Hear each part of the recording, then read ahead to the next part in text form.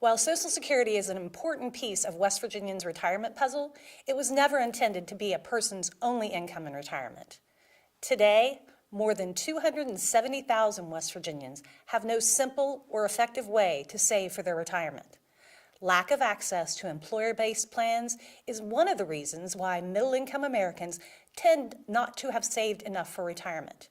With the decline of traditional pensions and limited access to 401k plans, too many West Virginia workers and their families are not building the savings they need to live independently in retirement.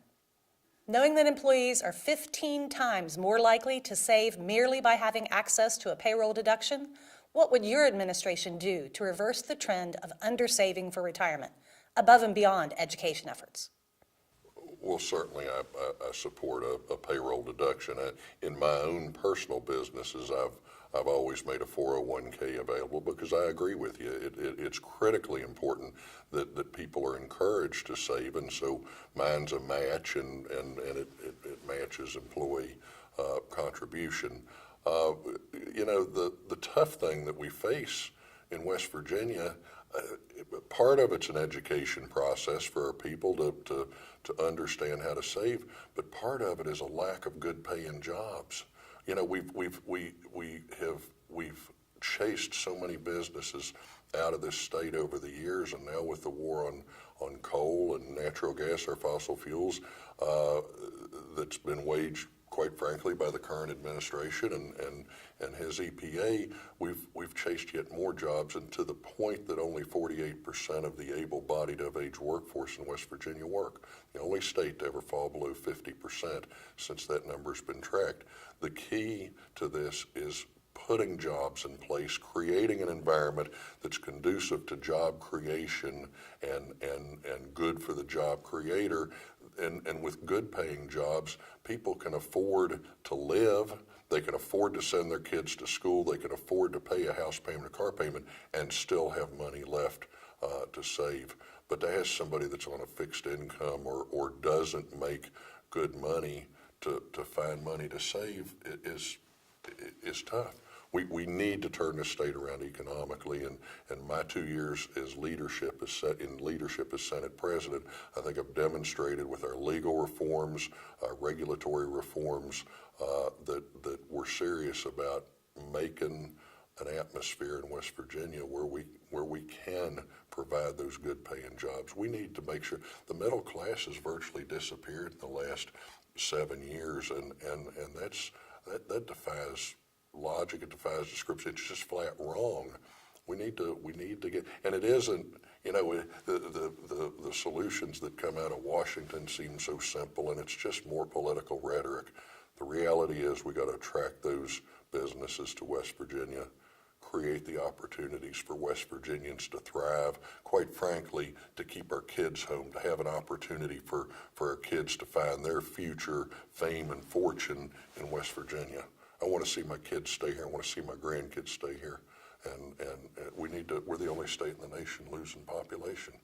We need to turn that around, and we can turn it around. And I think therein lies the opportunity for savings. And you're right, Social Security isn't the whole answer, and quite frankly, it scares me to death whether that program will remain solvent going forward. So for those that have depended on that for sole retirement, they may be in real trouble. I mean, talking about people in their 40s right now or something. But I'll be all for anything, whether it's education, early education. I don't think we do enough in the school system to simply balance a checkbook or to understand a budgeting, a simple household budget. That would go a long way. And if we were instilling a savings thought process or mentality through that opportunity, then I think we can start to see some of the problem take care of itself. It's a complex answer, but it's not a difficult answer. We've got to grow opportunities and grow jobs in our state. And we've got to do it in a dramatic fashion. Now, there's people that promise that, and there's people that say that they can get it done, and they give programs and everything else. I'm the guy that has done it, and I've done it in lots of different areas.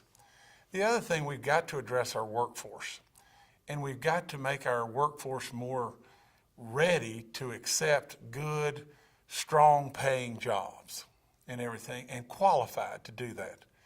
The other thing we need to do is we need to encourage companies, new companies, to come and come with retirement benefits that really help our people. You're right. We've got 270,000 people that are undersaving for their retirement. And depending upon Social Security is not the answer. That's not the answer at all.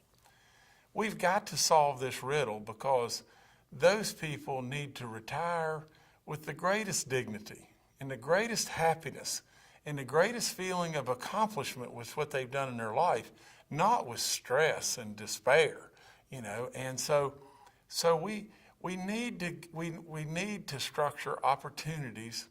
Education is an important component because we need to be able to train our young people today to prepare for that day of retirement in a better way than what we're doing today.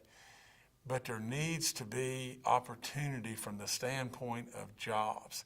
As you have more and more jobs, you have more and more competition to offer great and better retirement benefits. We're proud of our work to help voters be informed on where the candidates stand on the issues.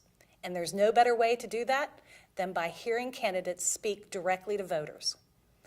Find more information and connect with AARP West Virginia anytime at aarp.org/WV.